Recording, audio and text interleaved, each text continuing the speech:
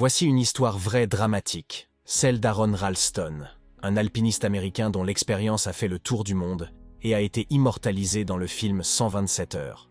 Aaron Ralston est un passionné de la nature et de l'aventure. En avril 2003, il décide de partir seul pour une randonnée dans les canyons de l'Utah, aux États-Unis, sans prévenir ses proches de son itinéraire. C'était pour lui une sortie habituelle, en tant qu'alpiniste expérimenté.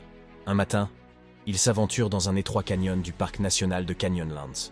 Mais soudain, un rocher de plus de 360 kg se détache et lui écrase l'avant-bras droit contre la paroi de la montagne. Aaron est coincé. Il se trouve à des kilomètres de toute civilisation, sans moyen de communication. Et personne ne sait où il se trouve. Les heures passent, puis les jours. Aaron tente tout pour se libérer.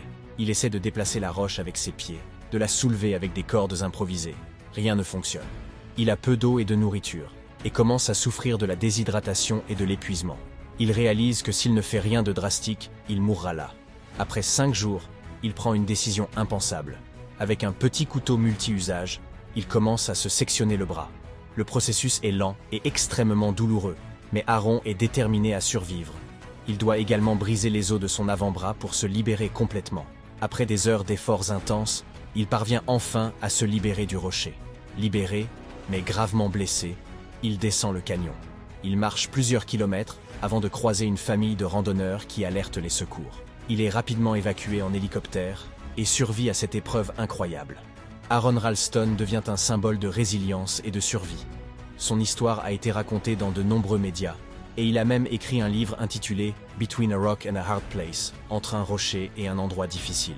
En 2010, le réalisateur Danny Boyle adapte son histoire dans le film 127 heures, avec James Franco dans le rôle d'Aaron. Cette expérience a profondément marqué Aaron, mais elle ne l'a pas découragé.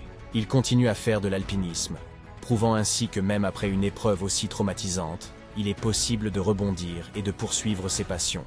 C'est une histoire de courage, de survie et de détermination face à des obstacles apparemment insurmontables.